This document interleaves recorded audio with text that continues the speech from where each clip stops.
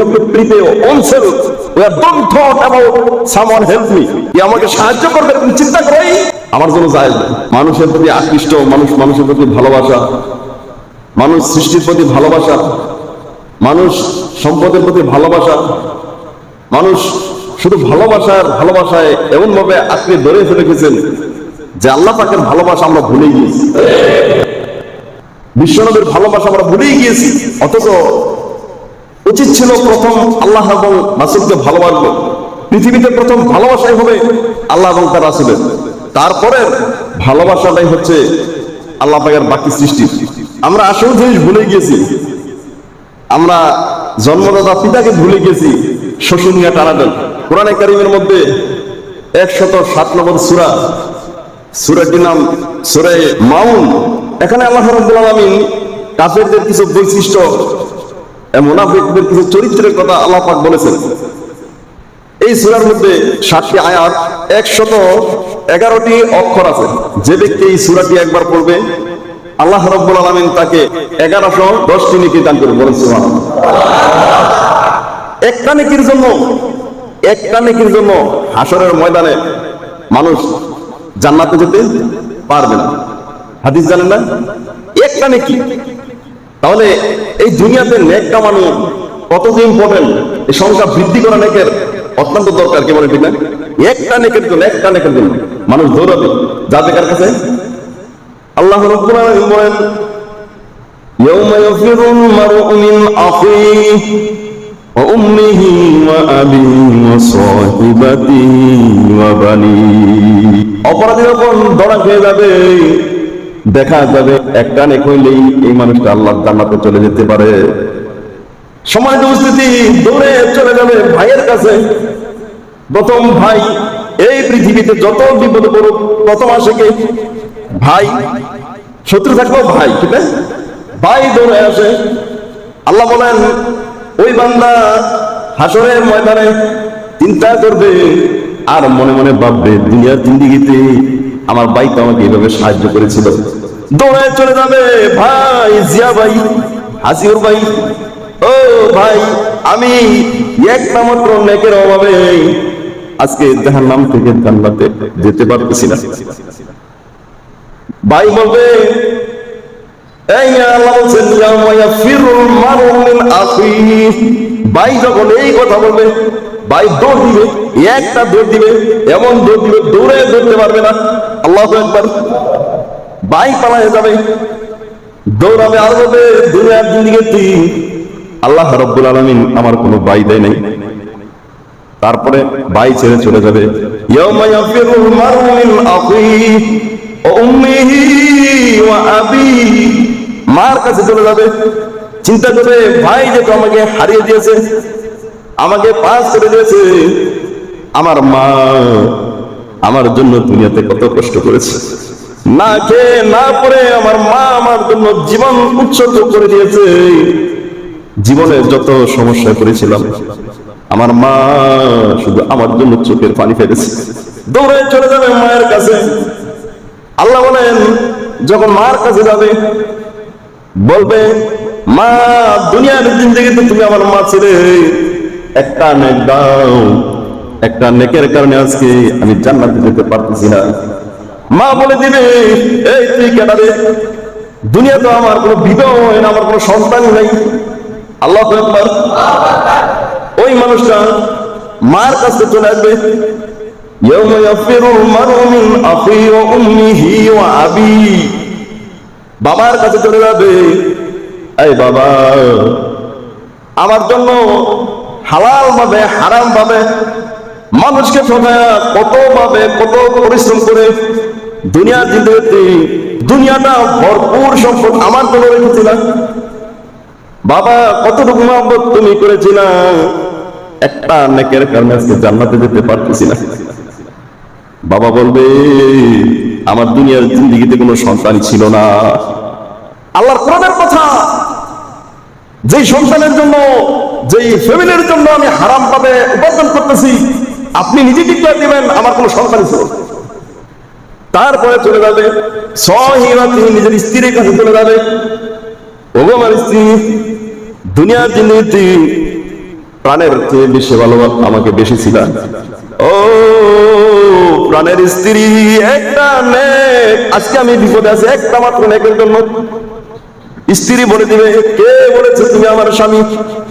দুনিয়ার জিন্দেগিতে আমার কোনো স্বামী ছিল না। সম্মানিত উপস্থিতি, অবশেষে নিজের সন্তানের কাছে যাবে, বাবা দুনিয়ার জিন্দেগিতে কত সম্পদ অর্জন রেখে এসেছিলাম, বাবা আজকে আমি অনেক বিপদে পড়ে গিয়েছি, আজকে একটা নেকি দাও। ওই সন্তান বলে দিব, আমার কোনো বাবাই ছিল না। হ্যাঁ, একটা বার কি আমি চিন্তা করেছি ওই হাসরের ময়দানটা কত ভয়ঙ্কর হবে। সাধারণ অসাধারণ মারাত্মক ভয়ঙ্কর দিন সেটা। সেদিন একটা আমল, একটা আমলের এত গুরুত্ব, এত অভাব মানুষের। একটা আমলের জন্য সে জাহান্নামে যাবে। পাবে কেউ কি দিবে? কেউ কি দিবে? আপনি বলেন, কেউ কিছু দিবে? তাহলে আমাকে নিজেকে নিজে করতে হবে। We have to prepare ourselves. We have don't thought about someone help me. কি আমাকে সাহায্য করবে চিন্তা করেই আমার জন্য জায়েজ না। যারা দিন বুঝেছে, ইসলাম বুঝেছে, কোরআন বুঝেছে, তারা নিজের জীবনকে সুন্দর করতে চাচ্ছে। সম্মানিত উপস্থিতি, আরাইতাল্লাযী ইউকাযযিবু বিদ্দীন।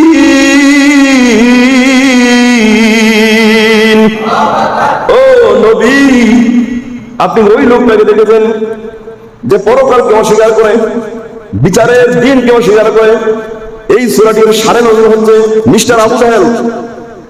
তার একটা ফন্দি ছিল, ধনত্ববান ব্যক্তিরা নাবালেক শিশু যখন রেখে দিত, মৃত্যু শয্যায় চলে যাচ্ছে কোনো মানুষ আরব ভূখণ্ডে, তখন মিস্টার আবু জাহেল যাইয়া বলতো, এই আমি তো এই আরবের লিডার, তোমার যে সম্পদ আছে এই সম্পদ আমার কাছে দিয়ে যাও, তোমার সন্তান সহ তোমার সন্তানগুলি আমি রক্ষণাবেক্ষণার দায়িত্ব নিলাম।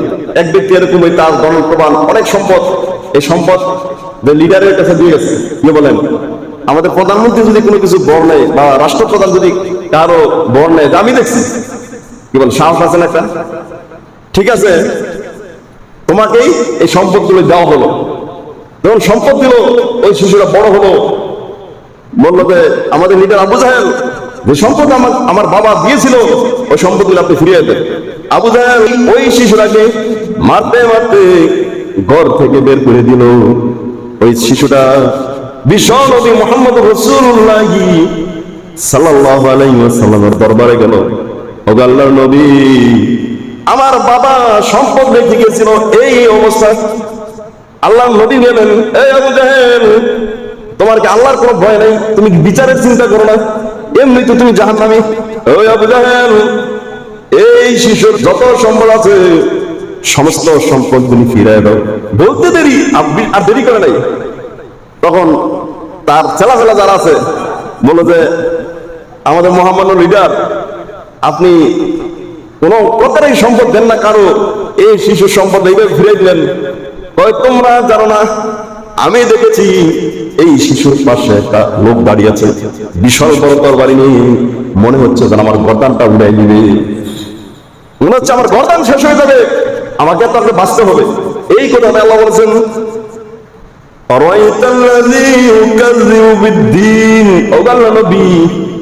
আপনি কি তাকে দেখেন? তার পরিচয় আপনি জানেন না, যারা নাকি পরকালকে অস্বীকার করে, পরকাল বলতে কিছুই মানে না।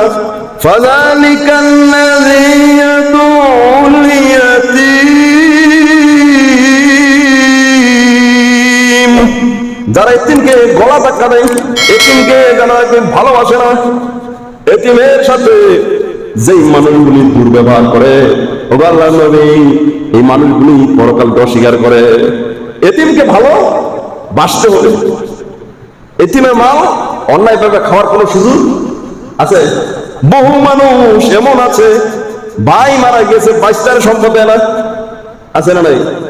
আল্লাহ রাব্বুল আলামিন বলেন, ওয়ালা তাকরাবু মালাল ইয়াতীমি ইল্লা বিল্লাতী হিয়া আহসান। ও দুনিয়ার মানুষ, এতিমের মাল খাওয়া দূরের কথা, তোমরা এতিমের মালের ধারে কাছে যাও না। তবে যদি যাও তাহলে তার কল্যাণের জন্য যাও। ওই ওই মাল দিয়া তার উপকার করবে, তার কল্যাণে আনবে, তাহলে তুমি এমন চিন্তা চেতনা যদি থাকে, তাহলে তুমি এতিমের মালের কাছে যেতে পারবা? আনলেস তার ধারে কাছে যাওয়া যাবে না। যদি যাও, ইন্নাল্লাযীনা ইয়াকুলুনা আমওয়ালাল ইয়াতামা যুলমান ইন্নামা ইয়াকুলুনা ফি বুতুনিহিম নারা। যেই মানুষগুলি অন্যায়ভাবে এতিমের মাল খাবে, আমার আল্লাহ বলেন সে এতিমের মাল খায় নাই, বরং তা সেজন্য তার পেটের মধ্যে আগুন প্রবেশ করায় দিল। যখন জাহান্নামের মধ্যে দিব, লিকুইড এই লোহা, উত্তপ্ত লোহাগুলো গরম করে করে তার মুখের মধ্যে ফেলে দিব। নাউযুবিল্লাহ মিন যালিক। হ্যাঁ, এতিমের মাল যারা খাবে তাদের খাদ্য হবে জাহান্নামের মধ্যে উত্তপ্ত গরম লোহা। ওয়ালা ইয়াহুদ্দু আলা তাআমিল মিসকিন। আর পরকালকে অস্বীকার করে তাদের আরেকটা উদাহরণ হলো, খাবার যদি উৎসাহ করে না গরিব অসহায় যারা আছে, ওই মানুষদেরকে সমাজের উপস্থিতি একটা আছে বারণ করা, একটা আছে দিব না, বাস দিব না। আবার আরেকটা আছে দিতে বারণ করা, না দিস না, দেওয়া যাবে না, এই তোরা দিস না, এরকম আছে না?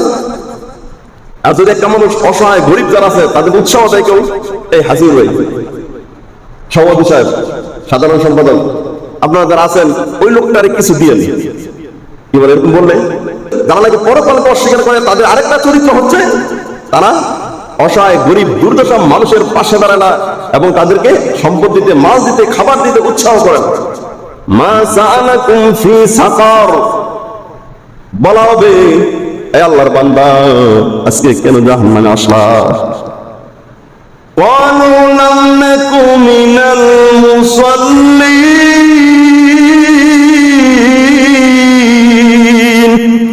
প্রথম অপরাধ, আমি নামাজ পড়ি নাই।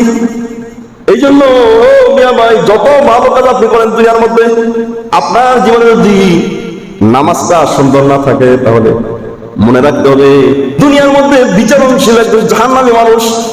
আল্লাহ নবী বলেছেন, মান তারাকা সালাতা আও মুতাআম্মিদান ফাকাত কাফারা। যে ব্যক্তি নামাজ ত্যাগ করে দিল, ওই লোকটা কাফের হয়ে গিয়েছে। এই লোকটা কাফের, সে মুসলমান থাকতে পারে না। তাহলে বোঝা গেল আমরা বহু বহু কাফেরদের সাথে উঠা বসা করি। আপনাদের লজ্জা হওয়া উচিত। ফাওয়াইলুল লিল মুসাল্লিন আল্লাযীনা হুম আন সালাতিহিম সাহুন। ওই সমস্ত নামাজের জন্য ধ্বংস, ওই সমস্ত মুসল্লিরা আছে তাদের জন্য ধ্বংস, যারা নিজেদের নামাজের ব্যাপারে উদাসীন। বহু মানুষ এমন আছে নামাজ পড়ে ঠিকই, কিন্তু মনের মতো নামাজ পড়ে না। মনের মতো ভালোবেসে আন্তরিকতার সহিত সে নামাজ পড়ে না। এই পড়লে পড়লাম, না পড়লে নাই, পড়ছি তো পড়ছি। একটা নামাজের জন্য একটা পেরেশান, যেহেতু আপনি অফিস আদালতে যাবো, একটা পেরেশান আছে না নাই?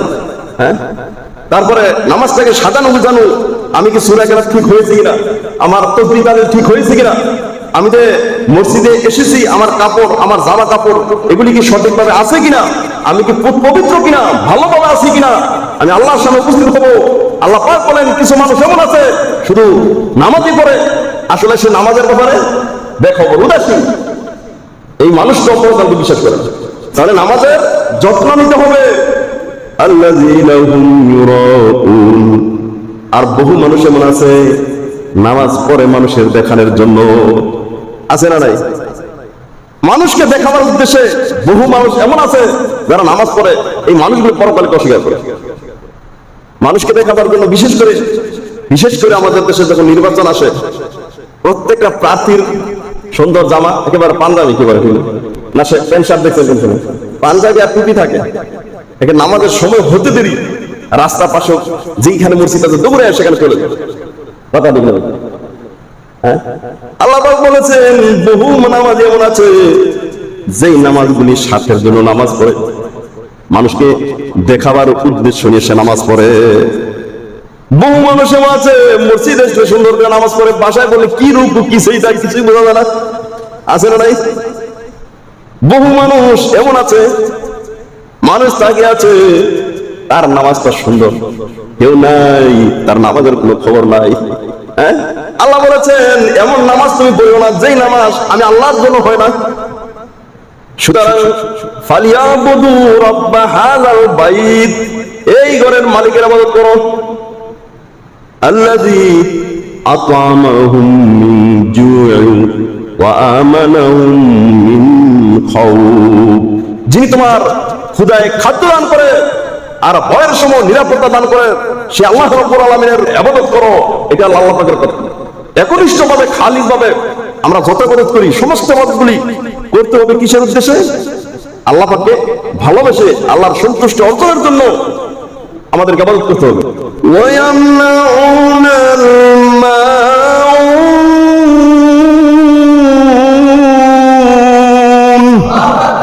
পরকালকে অস্বীকার করে তাদের আরেকটা চরিত্র হচ্ছে নিত্য প্রয়োজনীয় জিনিসগুলি মানুষকে দেয় না। হ্যাঁ, নিত্য প্রয়োজনীয় জিনিস বহু মানুষ, যেমন কুঠাল কি বলে না, কুঠাল, কাশি, দাও, ছেনি, কোদাল, এগুলি আপনি দিলেও মানুষকে দিলে বরং আপনার জিনিসটা ভালো থাকে। কোদাল যদি বেশি ব্যবহার এটা সুন্দর হয়, ঠিক না? তাহলে আল্লাহ বলতেছেন পরকালকে মানে না এরকম একটা জাতির ক্যারেক্টার হলো যারা নিত্য প্রয়োজনীয় জিনিস দিতে চায় না। ঘরের মধ্যে আছে, বলবে যে কে জানি নিয়েছে, আছে না? হ্যাঁ, কে জানি নিয়েছে। ফলাই সব বলতেছে বাবা ঘরের মধ্যে, বলতে তোমার ছেলে বলতেছে ঘরের মধ্যে, তুমি আমার বিশ্বাস করো না, পিচ্ছি বলার না কথা বিশ্বাস করো, তোমার ইমানই নেই। ওয়ায়ামনাউনাল মাউন, নিত্য প্রয়োজনীয় জিনিস মানুষকে দিতে বারণ করে এই মানুষগুলো পরকালকে অস্বীকার করে। আরেকটা চরিত্র আছে, সেটা হলো মানুষের কাছে নিয়ে আসি কিন্তু রিটার্ন যে দিতে হবে এটা ভুলে দেবে। কথা ঠিক আছে? হ্যাঁ, এটা কিন্তু মারাত্মক খারাপ চরিত্র, মারাত্মক খারাপ চরিত্র আমাদের। আপনি যদি কারো জিনিস নেন, ব্যবহার করার সাথে সাথে আপনি তাদের কাছে পৌঁছাই দেন, আবার পরের দিন নিয়ে আসেন, পরের দিন নিয়ে আসি কি বলে দিবেন, আবার পরের দিন নিয়ে আসেন, ওই লোকটা বারবার আপনাকে দিতে বাধ্য যে তুমি সময় মতো পৌঁছাই দাও। এই না দেওয়ার কারণে এত বড় আমল থেকে আমরা বঞ্চিত হয়ে যাই। সম্মানিত উপস্থিতি, আসলে কোরআনের প্রত্যেকটা আমল, প্রত্যেকটা জিনিস আল্লাহ রাব্বুল আলামিন আমাদেরকে সঠিকভাবে বুঝার তৌফিক দান করবেন। আমিন। পারস্পরিক মহব্বত, ভালোবাসা নিয়ে আমরা যেন দুনিয়াতে বসবাস করতে পারি, সেই তৌফিকটুকু আল্লাহ আমাদেরকে দান করুক। আমাদের আহলে আর পরিবার পরিজন যারাই আছি সকলেই যেন ঈমান, আমল এবং সুন্দর চরিত্র, সুন্দর আমল নিয়ে আমরা কবরে যেতে পারি, সেই তৌফিকটুকু আল্লাহ আমাদের সকলকে দান করুক, নেক হায়াত দান করুক। আমা তৌফিক ইল্লা বিল্লাহ। আসসালামু আলাইকুম ওয়া রাহমাতুল্লাহি ওয়া বারাকাতুহু।